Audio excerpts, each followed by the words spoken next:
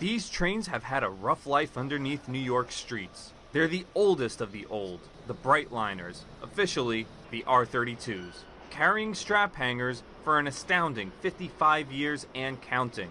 They were supposed to have a shelf life of 35 years. They have a bad reputation sometimes because they're old, but they actually are a very good running car for their age. Born in 1964, when the World's Fair was in Queens, Lyndon B. Johnson was in the White House, and the MTA itself wasn't even around. They were the cutting edge in their day. They were the first stainless steel cars, and they were the first cars to come with air conditioning. They were bright and shiny, so people liked them because they had that wow factor.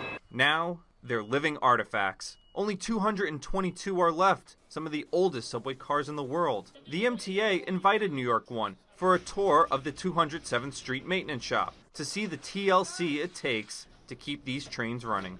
They're inspected every 2 to 3 months when workers get deep inside these machines. Every 12 years, they are essentially stripped down and reassembled. After all that work, they run an average of 36,000 miles before breakdown. By comparison, the MTA's newer cars run an average of 250,000 miles between outages. It's a little bit of both, a challenge and pleasure. Once you make sure that they're in working condition to be sent to service, it's a good feeling at the end of the day. There are 160 employees at this shop dedicated to fixing the newest and the oldest cars in the MTA's fleet.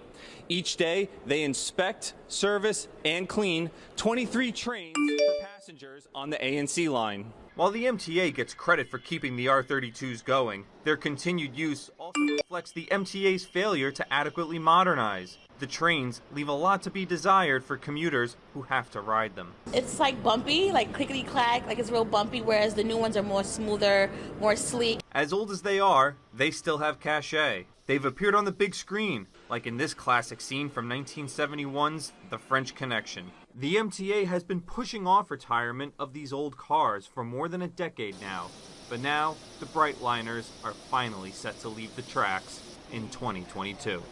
In Inwood, Dan Rivoli, New York One.